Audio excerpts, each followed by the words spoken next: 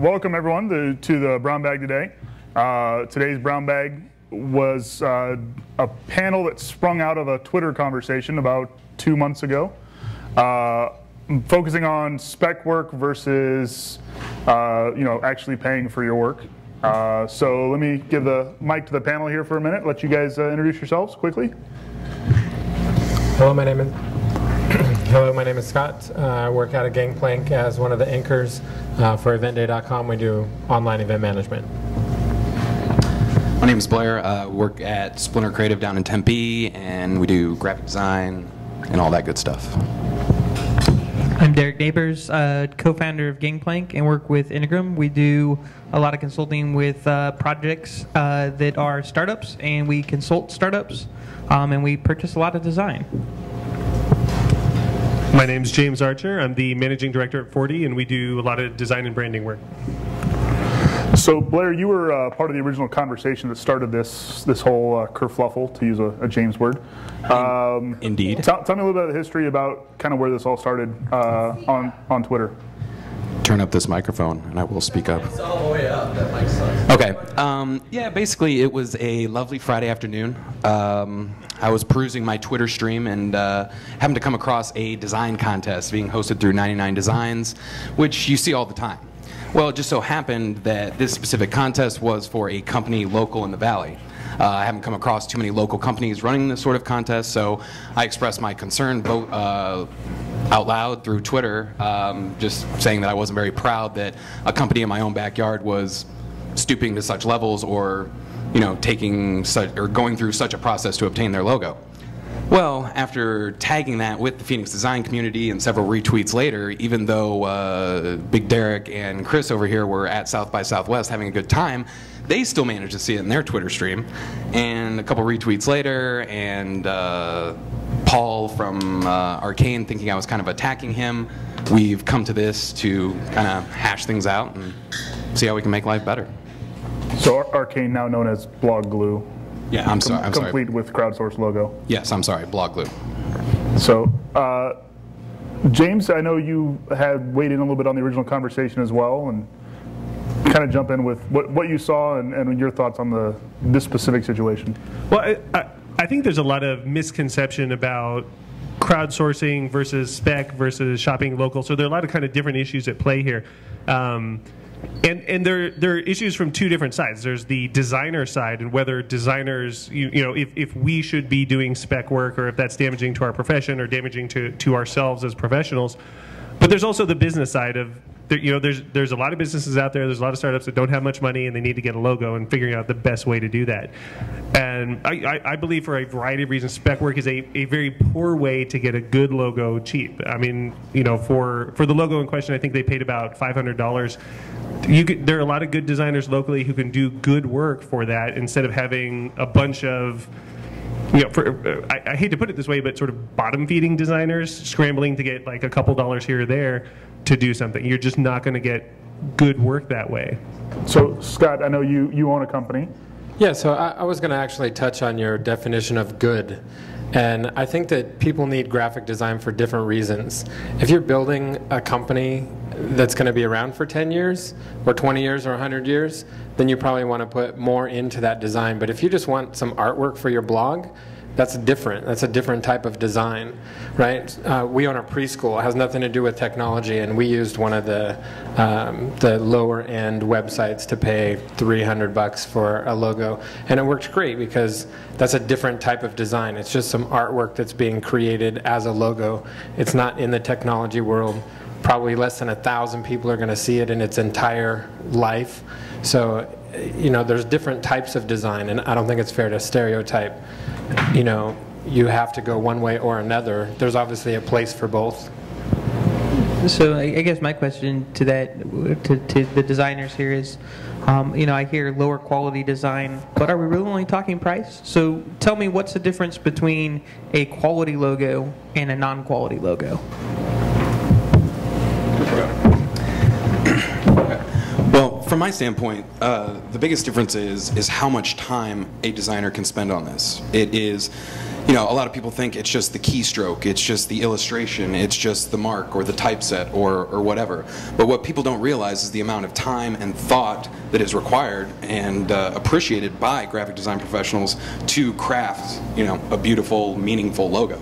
Now, granted, not everyone may need that. It could, like I came here with the point of view today that it could go both ways. It does depend on your business a little bit, but for this specific scenario, I kind of felt that, you know, if you're serious about your business and you're serious about growing a company, then you should be serious about your brand and your logo and developing it and giving it the time, attention, effort, money, etc. that it needs. So I guess to me where I get mixed messages on this is, to me, I think that a logo can look absolutely dynamite and look fabulous, and you cannot tell the difference between the $99 crowdsourced logo and the $10,000 logo. But what I heard you say that I think is different is talking about the brand. And so the person that's doing the $99 logo in a logo contest probably is not going to represent your brand nearly as well, even though the logo might look really, really fabulous from a visual perspective. So, you know, where I think that there's a disservice being done is I don't think designers are talking about the value of your visual brand. I think a lot of it just comes down to the nature of the relationship. So, you know, while I might recommend that, you know, a logo is definitely something worth investing in, especially if you're planning to have any kind of public-facing business, it's not always the case. And especially when you're starting up, especially, you know, if you're doing it on a shoestring budget, you don't have $10,000 to put toward your logo or whatever the number might be. You may have, you know, $500, you may have $200. Well, that's fine. You're going to get better design thinking out of giving that to one person and letting them put $500 worth of work toward your logo instead of to 150 people who aren't putting $500 worth of work into it. They're putting in enough effort to get a chance at a slice of $500. You know, they're trying to get their $15 worth of thought into it. And you know, the other problem is that with that kind of thinking, you're not getting design thinking behind it. You're getting someone knocking out something in Illustrator, and they're going to put as little time toward that as possible because of the low returns. They're going to try and knock it out in 15 minutes. What happens then is you have a designer who's not thinking like a designer. You have a client who's not a designer giving him orders, and those two do not make, you know, an effective design. They will make something that's kind of pretty, and it'll look all right, and it'll be nice, but neither of them knows whether that's going to work or not because nobody's putting any actual design thinking into it. So to that point, James, do you think that that's only limited to this specific case then, where someone's using one of these design contests, or does that same thought process and those same mistakes happen when someone shells out big money? It can happen at any level. I mean, it kind of depends who you hire and what kind of relationship you have with them. I do know that there are agencies in town that if you give them the $10,000, they then turn around, go to 99 Designs, whip something out, give it back, and the client doesn't know the difference. Who's that? I will, no names. But ideally, what you need to do is the designer should understand the target audience, they should understand the context, they should understand the competition, they should understand what's going on in the marketplace, what's a cliche right now, what's going to be a cliche in 5 years because everyone's doing it now. And that's not the kind of thought you're going to get when you're just giving someone a slice of a $500 promise. Is there any such success in a step story? So maybe you crowdsource to 100 people to give you an idea, find the idea, and then upgrade that with a professional design? There can be, but who knows what that idea is? You have a bunch of people throwing out random ideas, and then a client who's not a designer or who may not understand the process just kind of picking the one they like. You know, which one? Nobody knows which one of those is going to be functional. It's just kind of a guessing game. Well, and it's like, to get down to the root of the problem, it seems like it all boils down to a money thing. You know, it's not that people don't want a solid logo, not that people don't want a solid brand. They're not like, oh yeah, I want to use 99 Designs. No, they want to use companies like that because they're on a shoestring budget, because they don't have the assets available to get what they want. But my problem with that is everybody has a relationship or a community that they can go to, and everybody has the barter system. I have something you need, you have something I need. Certainly we can work something out so that you can still get a strong, powerful design, whether it be a logo or anything else, without, you know, having to strap your bank account. So as a business guy, I'll come back to, I really see the problem is designers do a fundamentally horrible job putting the value of visual branding. So to me, it's not a matter of I'm on a shoestring budget, I only have $99. The problem is I think of a logo design is a hard expense that has no return of value. If you came to me and said, by doing this logo, it creates this value, which is going to increase your brand, which is going to increase your sales, and I can quantify that, I'm willing to spend a hell of a lot more money on it. If I know the $8,000 logo gets me $1 million in sales, that's a no-brainer to spend $8,000 on a logo. If I think that an $8,000 logo does nothing more for me than a $99 logo, why would I ever pay more than $99 for the logo? And so I guess that's the real question to me, and one that I struggle with a lot is, I think that the building a brand it is very valuable. Going through the process of identifying that, understanding who you are, where you're going as a company, and kind of setting the vision for your company. But I still struggle with what's the visual impact and what's the visual value of being able to do your brand, especially for physical product companies. So I can realize it in a pair of Nike shoes because everybody's walking around with a pair of Nike shoes, and being able to visually articulate what their brand is to people from visual sight is going to sell more shoes. I think it gets harder if you're talking about some form of a service or an online service where it's not being worn by everybody, you're not seeing it out in the real world, and you're not putting identification to it. So I guess to me, if you guys could articulate to people the value of visual branding, I think that it starts to move the discussion away from price and one to value. I would agree with you wholeheartedly on that. I mean, it's a problem from both sides. It's the client, the end consumer, not realizing the value in design, and as well as the agency or the designer or the creative professional not constructively, illustrating to them what the value is. And that's it. I mean, I still really believe that there are perfectly legitimate contexts where all you need is that $100 logo. But don't ask 50 designers to design it for you. Pick a designer, give them $100 and say, let's work together and put $100 worth of work toward this logo. That's the only way you're going to get $100 worth of value out of it. That was one of the questions I came up with ahead of time. Is I think that's a totally valid option. However, let's say, Phoenix, obviously we have a glut of design people, but even in Phoenix, there's people that don't know a designer or don't have the one-to-one relationship where they can walk up to either Blair or James or any other local designers and go, hey, I need a logo for my new podcast.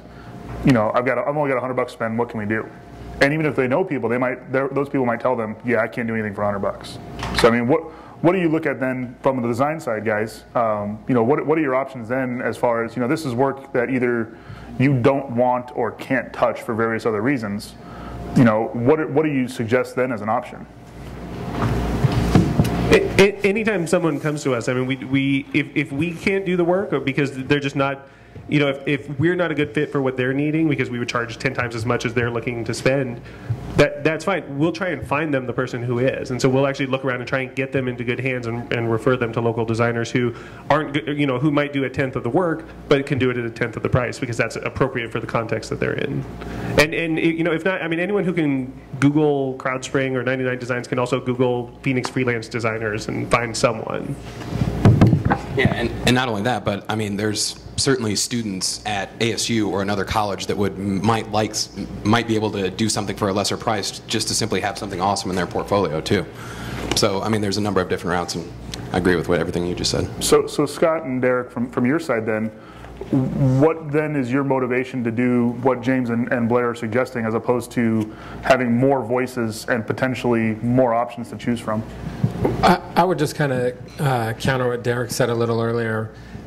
It's different if you're asking for a logo, and then you go to a designer and you say, hey, I need a logo, here's my name, here's something I'm thinking about, versus I'm looking for something to attach to a brand, and then I need somebody to put some time and energy into understanding how that will collectively make my brand bigger or better. I think maybe that's a core problem, and you defined it pretty well. If you're just looking for a logo, maybe $500 is a good budget.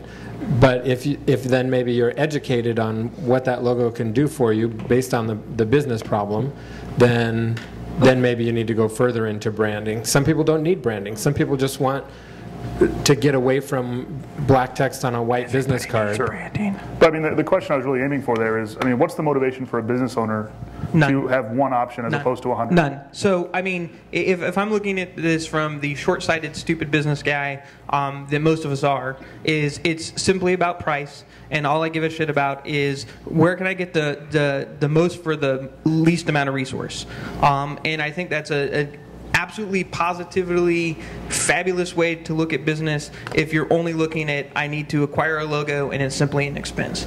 I think that the problem that businesses have today, or most businesses have today, is they're too short-sighted to understand that their brand permeates way deeper than just a visual design. And so if you're looking solely at a logo, you're doing it wrong. You're never going to be able to establish a brand off of a logo. I think what happens, I mean, and I think Nike's probably a good example of this, I don't think their logo came first. Their brand came first. And if I asked you, can you give me the phrase that Nike uses, I bet every one of you could tell me what that phrase is. And I think that embodies the essence of what their brand is and what their attitude is and the swagger that they have as a company and that every one of their products has to embody. And we simply look at the logo as not something is just the visual identification of, oh, that's the Nike logo.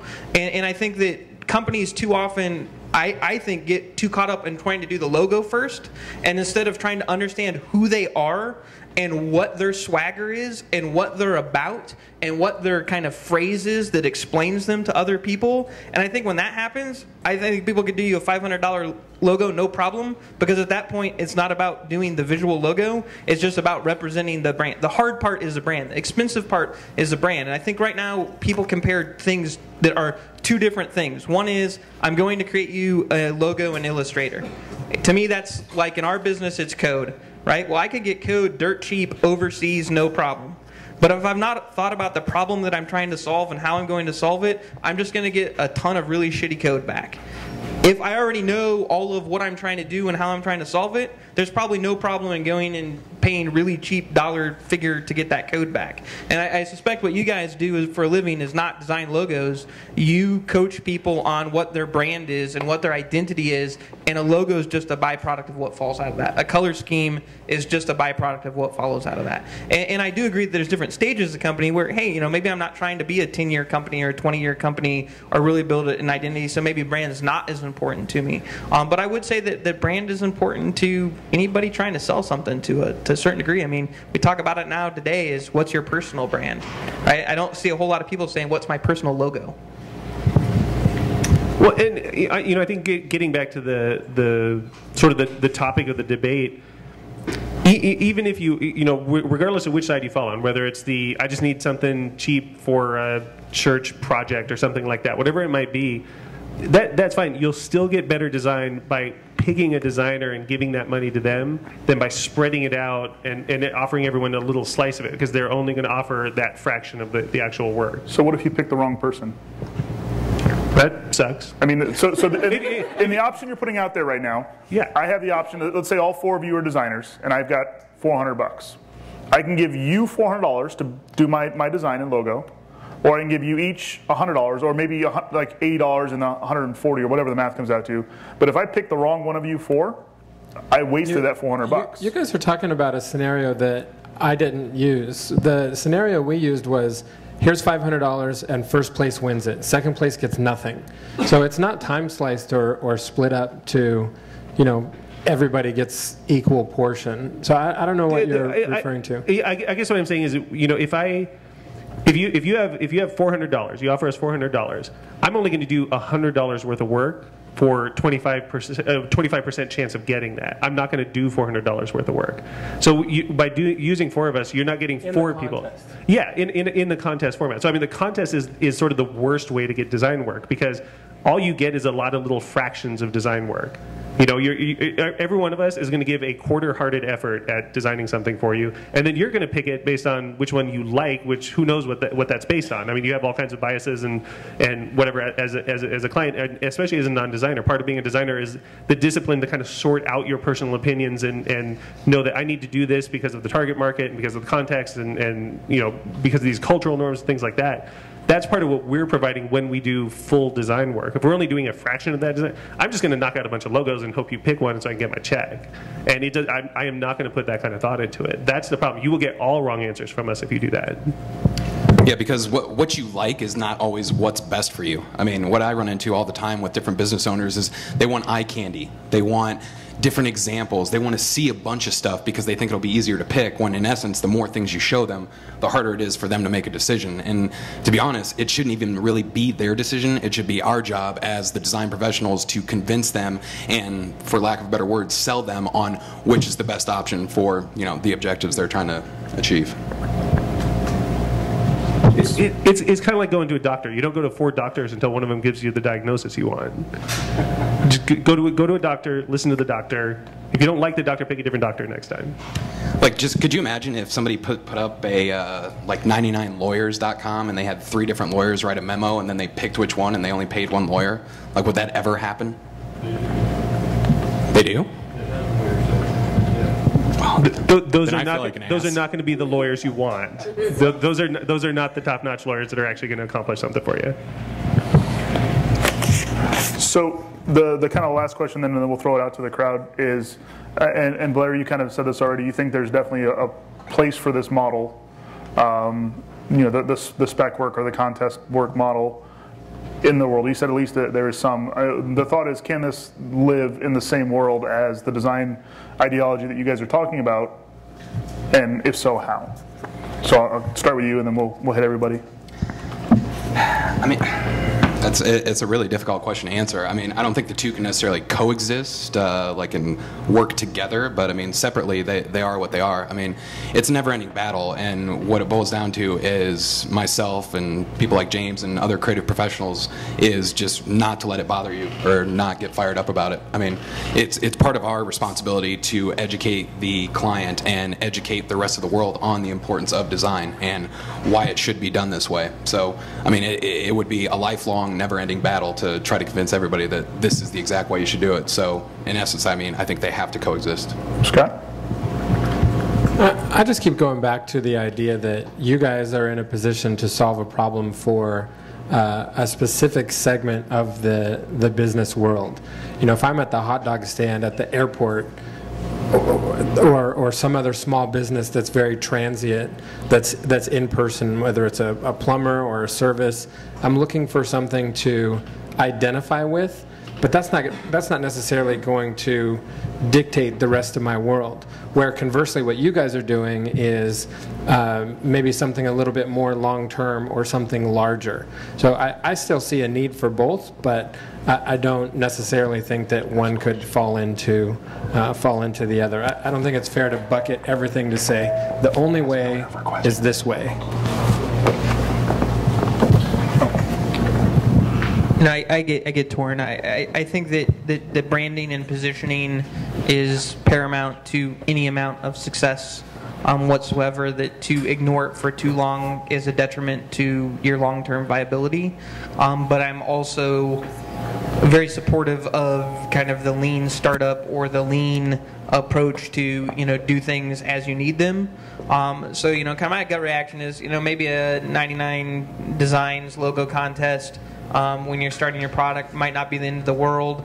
You've got to just kind of play around to figure out what your product kind of is and who you are as a company. But I think as you start to get root into who you are as a company and what kind of product offering you're really pushing for and who your audience really is, I think it's really important to really invest in real branding and really getting the entire package, not just the logo, knocked out at that point. So I mean, I'd say it probably depends on what stage you're at in the company, but I think there's companies that have been around for 7 or 8 years that still think that branding's a waste of money. For me, it just comes down to a math issue. I mean, I think you're going to get more of a design if you give one person $500 than if you split it among 50 people. And I think because that person is then able to commit $500 worth of time, where 50 people are going to commit about $10 worth of time each. And I think it's just a math, even for a place, or even if it's just $100, whatever that is, I think you get better value by just picking someone you trust and can form some sort of relationship with. Pay them, work with them, even if it's a design student. This could be their big break, their first $100 logo, and they're all excited about it. That's a good opportunity for them. It's a good opportunity for you to kind of start building a relationship with the designer, and they'll be able to put more time into it than someone who's just throwing out as many ideas as they can quickly to get their check. You just said something I think is really important about relationship. I think every business is going to need graphic design after the logo. And so, whether it's help with your menu in a restaurant, or business card, or decal for a car, or website, or something else that furthers the branding. And I think having that relationship is really important, because then you can go back to that person or agency and depend on them to deliver for you. We've worked on several projects. I could give you a job, and if you say it's going to be done next week, I know it's going to be done next week because we have that relationship. And so that I can totally see working with a person or individual over, outsourcing. So I think the relationship thing is big. So I'll take a chance now to kind of throw it out to the questions out here in the crowd. And then if anyone wants to hit one on Twitter too, keep an eye on those, that'd be great. I was watching the Twitter feed. Perfect. Go ahead, Wendy. So what I want to know is, why is design so different? People have been crowdsourcing stuff for years. Jingles, whatever they need for their business. But you don't see the music community and music professionals rising up and going, no, you're not going to get a quality jingle or a quality theme because you're not going to somebody and paying for this. So the question was basically, and correct me if I'm wrong, that why is spec work an issue for the design industry, where there are a lot of other industries like music or jingles or voiceover work or whatever, where it's still just that's the norm and that's how you do it? I think the issue is that design is becoming valued enough in the marketplace, and some designers are becoming proficient enough that we're actually acting like professionals, and we're just not as desperate as a musician who needs to make his apartment payment and will literally do pretty much anything that pays money. Because when you have that many people who want to do something, scrambling for something, and that little actual work to do, it's almost always going to divert to a crowdsourcing model, just because there's the desperation, and people, as long as there's someone who can make a margin in the middle, crowdsourcing, and spec work will exist. But I think with design, people are starting to understand that if you get the logo right, and it should be the same almost for copywriting. I mean, I consider copywriting and design equivalent, but if you get the messaging right, the design right, the experience right, that can make the difference between Apple and the company that nobody's ever heard of. And I think that because of that, we're fortunate enough that we can kind of start demanding and become proficient at what we do, and say, we're really good at this. I'm not going to play in your stupid contest. If you want to hire me, you give me this much money. But there's other people out there that maybe don't have that yet. That's true. And like I said, as long as there's someone who can, there will be someone who got a bootleg copy of Illustrator and they want to make their $15. And there will always be spec work out there, because there's always someone who can make that margin in the middle. There? I'd say I'd go back to that question. I'd go back to some of it is I think that designers have a belief, and I think there's a fair amount of truism to it, that it's about a lot more than just the output of the logo. Meaning, when you really talk about it being about the brand and something deeper, I don't think there's a whole lot of people that say, well, man, if your jingle would have just been a little bit more on, that would have made the difference for your company. When you're talking about really setting the identity of who your company is, I think it evokes a very visceral emotion from a designer to say, like, how the hell can you fuck your company up like this? What are you doing? Like, why would you only value your company at $99? What is wrong with you? A jingle is kind of like, so you chose black instead of gray for something. Like, it's no big deal. Right? And I think that that's why that there's this elicited emotional response from designers, where you're probably not getting that from a jingle or something else that's crowdsourced. Just help me. I think I heard, this is kind of what I heard. I own businesses and done some of this stuff myself. What I heard you say is that in designing, as you guys have it, it's more than just design, it's consulting, it's going through the whole vision. Where, you know, when I was looking for a logo, I didn't need all that. I already had a lot of that stuff. I was just looking for a simple little logo to get me through this short period of time. So is that, am I hearing that correctly when I hear design as you guys have it is much more detailed and it needs and requires more consulting versus a logo could just be, I just want that little thing? Well, I would ask why you want that little thing.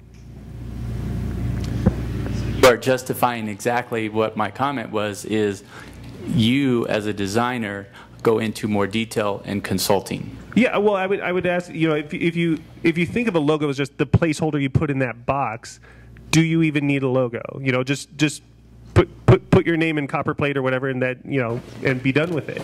Don't come up with an obligatory symbol just because you feel like you have to put a symbol there because that's what people do. You know, when it comes time to do something useful with it, because otherwise it's just a distraction, really. You know.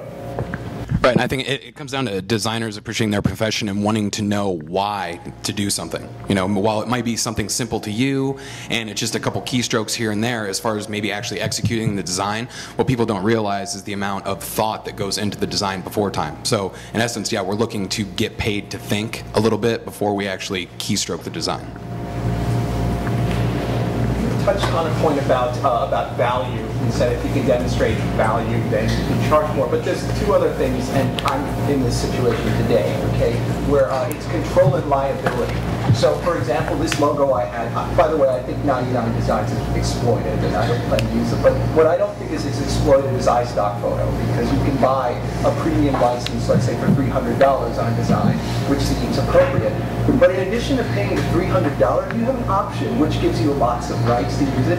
You have an option to purchase additional liability insurance. In which case I'm like, why did I just buy the extended license then if there's liability insurance? And since I've never really worked with a professional designer, I'm concerned if I do work with one of your teams now, who controls it? And is there a liability issue? Is there fine print saying if I use my logo and print more than, you know, 10,000 times that somehow so it's a liability issue that concerns me about getting a design professional. Historically in design, the way it typically worked, and still does in some places or some aspects of the industry, is that when a designer designs a logo, the designer owns the logo, and then the company licenses the logo.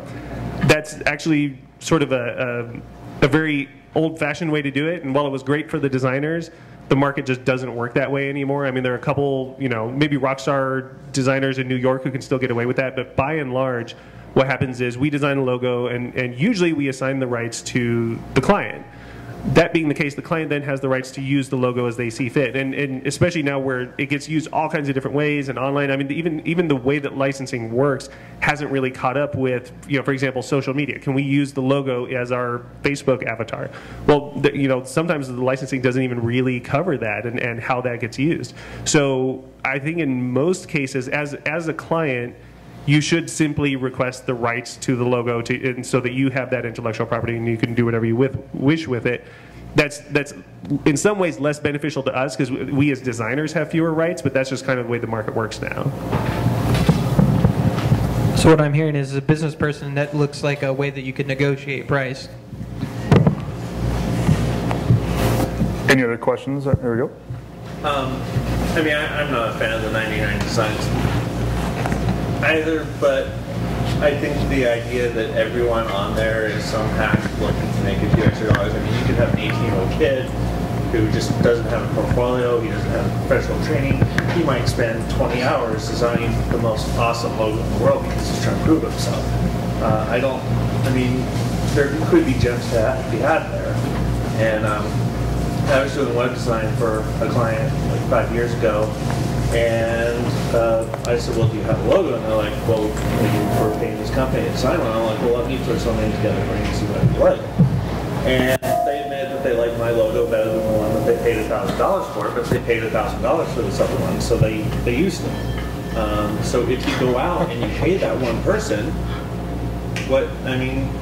you've invested money in it, so why I think there is advantage into, maybe spreading yourself a little bit around and having some.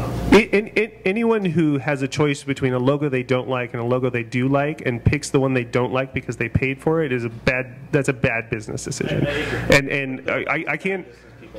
Yeah, I mean, I can't necessarily defend bad business decisions and how we justify those. I think really, and a lot of 99 Design stuff. I mean, a lot of their rhetoric is based around, oh, you can get exposure, and you're giving these designers a chance, and whatever. Well, nothing gives exposure and a chance to a designer like by going to that 18-year-old kid and saying, hey kid, here's $500. Why don't you work your brains out and let's come up with a really good logo. That's going to give someone some actual exposure and some actual value. Giving some anonymous person on a message board a chance at maybe getting some money that really their name is not going to be associated with that. They're not going to get exposure for it. And in terms of portfolio work, they can design logos all day long and put them in their portfolio. I mean, the fact that it's attached to a startup in some city that nobody's ever going to hear about doesn't give them any more value as a designer. I mean, it's when someone looks at their portfolio, they look at the work. If the work's good, they'll sort of assume that they're a good designer. So a lot of the rhetoric of that crowdsourcing and spec workplaces put out about giving people a chance, and there are all these hidden gems, and so it really doesn't work that way. I mean, the designers who are really good at what they do, and not necessarily even the top of the industry, but even the guys just starting out who have that knack, they pretty quickly learn to get paid for their work, and you're just not going to find them kind of hovering around message boards hoping for their chance like that. One other question. I don't know how, maybe you comment on how you guys work, and also 99 Designs, since we use it as an example so much. As far as control, would I get like the Illustrator files and things so I can tweak it on my own and reuse it, or does the designer typically just give me a JPEG or whatever I need that's unmodifiable? I would say I'm not a designer, so I'll jump in totally out school. I'm in your position, but I would expect the designer to give me those assets in case the designer was hit by a bus.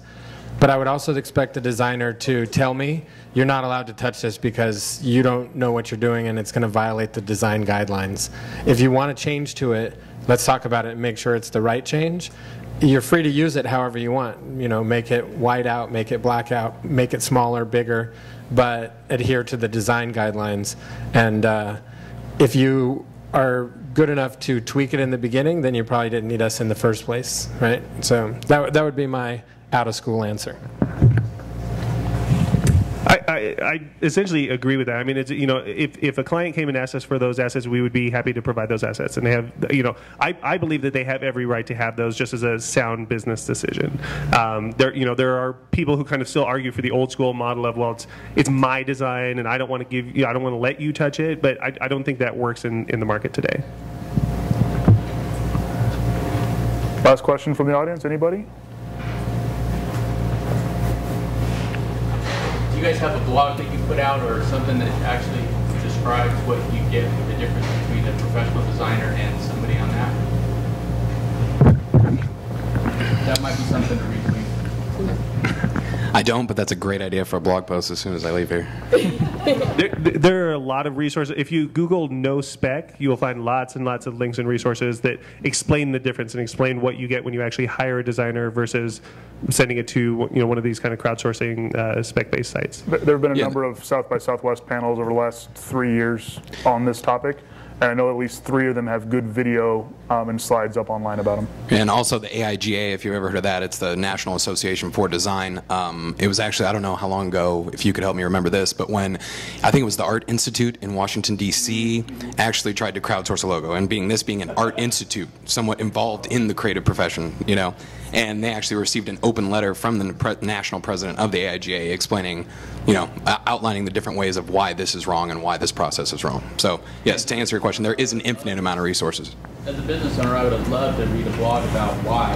Then once I understood and it made sense to me, then I would have been able to make the formatback.com. Yeah. Well, the other question I have then is the follow-up to that blog post is, how do you work with a designer or a design house on a tight budget? What are the expectations you should have walking into that process?